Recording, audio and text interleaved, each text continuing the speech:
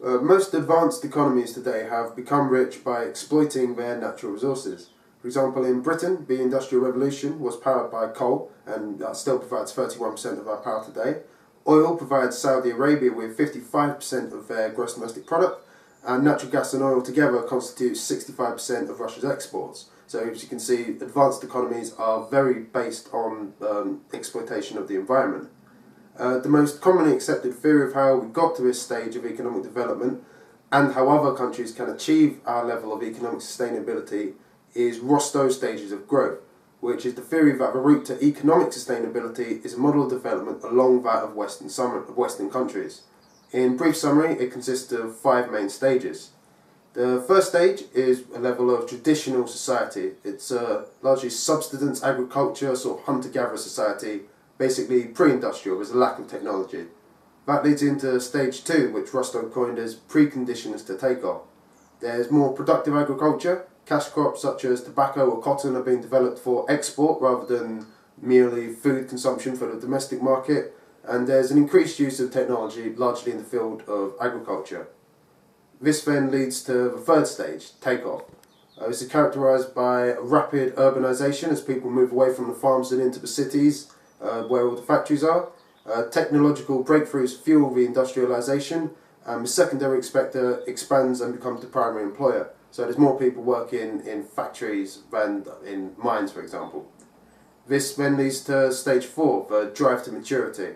This is accompanied by rapid development of infrastructure, diversification of the industrial base, so it's not just like a banana republic, there's lots of different sectors being developed.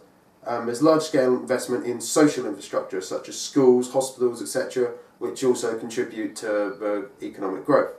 And manufacturing will shift towards providing consumer goods. This then leads to the 5th and final stage, an age of mass consumption. Consumers typically, if not even universally, have disposable income beyond that of all basic needs for basic subsistence living. Widespread and normative consumption of high-value consumer goods such as cars, and the primary sector is of greatly diminished weight in economy and society. This is the stage which we and most other Western countries are currently in. Now, this model emphasises the efficiency of free trade and has heavily influenced not only Western but world thinking on economics. Organisations such as the World Trade Organization and International Monetary Fund promote this model, and it's certainly not without its benefits, as well as being an arguably very efficient way to achieve economic growth. However, it doesn't take into account any impact on the environment. It only focuses on improving the economies of countries. I would argue that under this model, which is our own society is based on, in our stage 5 consumerist culture, in our age of mass consumption, is inherently environmentally unsustainable, as it doesn't take into account any environmental considerations. There are, of course, many people concerned with the harm to the environment that is being done, but a lot of them take a rather Bose-Rupian approach to the problem, that improvements in technology alone will find a way to make this dominant economic model environmentally sustainable. Breakthroughs in technology have, of course, reduced the environmental impact of some economic activities. For example, aviation saw a 55% increase in fuel efficiency between 1960 and 2000, and that's set to continue at about 1.5% increased efficiency a year. Our own Department for Energy and Climate Change is promoting clean coal quite heavily, and one British company is researching technology that would capture up to 90% of emissions that would otherwise be released into the environment. Last year, researchers believe they found a way to increase the efficiency of solar panels by 80%. So as we can see, undoubtedly technology has a very important role to play in reducing our ecological footprint and promoting environmental sustainability. However, this isn't enough, because this dominant eco model achieves economic sustainability if you can call continuous booms followed by busts, followed by recessions, followed by crashes, followed by booms again, sustainable. It's based on endless economic growth. Once we're in the most advanced stage of development, the age of mass consumption, that's it. That's the pinnacle of economic development. And our economies continue to produce, and we continue to consume products to fuel the economy, to allow people to gain an ever greater number of worldly possessions. Of course, there are some attempts at promoting environmental sustainability within this model, depending on the environment, depending on the government of the day.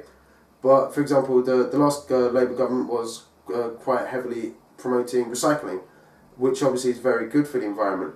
But the problem is, recycling will never reach 100% efficiency. That's just against fundamental laws of physics, which means that every time a product is created, a little bit more of a finite resource has been used, which means that the more goods we produce and consume, the less resources we have. If we continue on this, inevitably we will run out of resources at some point in the future, no matter how many improvements in efficiency are created. According to Rostow, America was the first country to reach stage 5, a country whose lifestyle is so materialistic that if everyone in the world lived the same as an American, we'd need 4.5 Earths worth of resources to supply us just in the current level, and that would also run out. But this isn't supposed to be a blame game. Here in the UK, if everyone in the world lived like us, we'd need 3.5 Earths to sustain us. So we can see that this economic model, all of the countries that have reached stage 5 are using far more resources than the world has to offer. And these aren't just numbers, this is real. We are promoting this model of economic growth to other developing nations, and as they continue to progress up the stages, there will become less and less resources at a quicker and quicker pace. Putting aside the immense social problems that come with this economic model, it's also counterintuitive economically, because it is the resources that fundamentally drive the economy. When there's no oil to fuel the planes that fly as our food, then what will we eat? When flooding caused by global warming destroys our profitable towns and cities and countless acres of land, what then? Is that going to be profitable economically? Is that economically sustainable? And it is obviously not environmentally sustainable. For there to be any hope of environmental sustainability, there must first be an economically sustainable framework to work within, starting with an economy that isn't based on endless growth. I won't bother getting into the alternatives to this, which you're probably glad to hear, but they do exist and are achievable, and it is possible to have both economic and environmental sustainability, but within a different economic model. In our current economic system, environmental sustainability is unobtainable, and no amount of hussy hugging or other little tweaking is going to change that.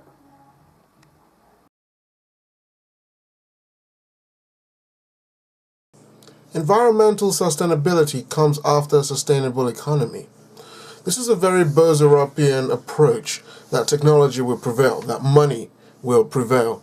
An economy begins by exploiting natural resources, and when technology catches up, research into developing means of environmental stability will follow.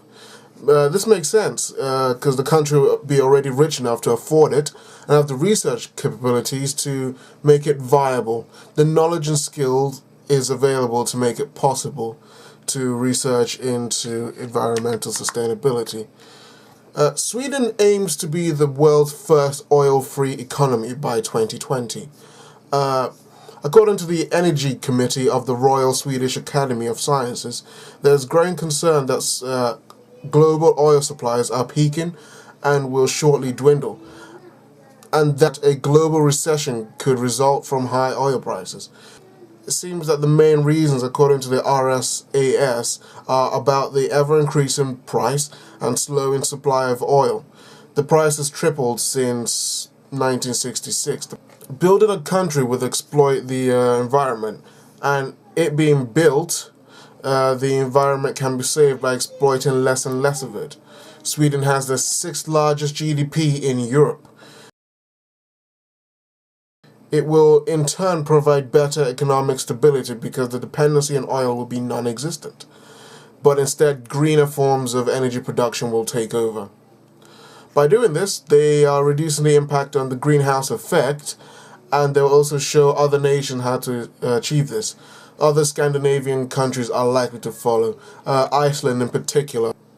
More than 35% of the energy produced in Sweden is done by 10 nuclear reactors, previously 12. Nuclear energy is very clean but not very cheap. It requires a large amount of investment only developed countries can afford. We have 16 nuclear power stations, but we don't rely on them as much as the Swedes do. Sweden has dedicated a ship to move waste from power plants to repositories. Sweden has also constructed permanent underground repository for short-lived radioactive waste with a capacity of 63,000 cubic meters for intermediate and low-level waste. The energy production is reducing, meaning that they are using less and less of it. Either that or the efficiency of production is increasing. Either way, it means that they will spend less on their energy every year, resulting in economic gain in the long run. Also, increasing the dependency on renewable energy sources like wind and hydroelectricity helps the situation in the long run to become more green and more environmentally sustainable, as well as giving them a viable energy source that is likely to never run out.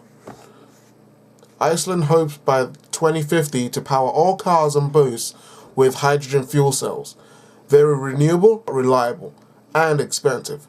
Current hydrogen-powered cars like the Honda FCX Clarity only emit water vapor. Now, this is one of the greenhouse gases, and it is very expensive. Per car, it costs more than $1 million to build in 2005. But a rich country like Sweden or Iceland will be able to afford it. As development into these forms of energy increases, inevitably the prices will go down and the availability also increases. The largest problem in developing environmentally sustainable forms of energy production is the immediate economic costs. With an unsustainable economy, the advances in technology cannot be bought, leaving the country no choice but to ravish the environment for biofuels are becoming more prevalent in Sweden, but these come at their own costs: irrigation, space, deforestation, etc. It is said that the UK has Europe's best wind, wave and tidal resources, but has yet to tap into its economic potential. And in doing so will help promote sustainable environment where strip mines are not needed. Due to our wealth, we have the potential to harness these renewable energy forms, but apparently are swayed by the cheaper costs of oil and coal. As Alex talked about earlier, the 5 steps in becoming a rich country, following the model that Western civilizations have. Starting off, you need to exploit the land, and at the end, you can reduce your exploitation of the world for economic gain because you can afford to do it, because now you've got the money, because now you're wealthy. The environmental Kunitz curve is a hypothesized relationship between environmental quality and economic development. Various indicators of environmental degradation tend to get worse as modern economic growth occurs until average income reaches a certain point over the course of development. This means that the environment will slowly begin to get gradually worse as economic growth occurs, until there reaches a point in economic growth where exploitation is less likely to happen. For example, between 1970 and 2006, the United States inflation-adjusted GDP grew by 195%. The number of cars and trucks in the country more than doubled, and the total number of miles driven increased by 178%. Meanwhile, in that same time period, regulatory changes meant that annual emissions of carbon monoxide fell from 197 million tons to 89 million tons, along with other declines in pollutants of various type. In doing so, it creates a more sustainable environment because the less pollution, the more likely is that the environment is going to repair itself, and the less we're going to exploit the land. I mean, going by what Alex said, it's 4.5 Earths just to sustain itself as it is. Obviously, we don't have access to that. It seems that the countries with greatest wealth, even though they depollute more, they're also finding ways of polluting less, becoming more efficient, and also becoming less dependent on fossil fuels. It shows that money over time will help technology develop new ways of saving the environment. For example, research into how to make solar panels more than 80% more efficient at doing what they do.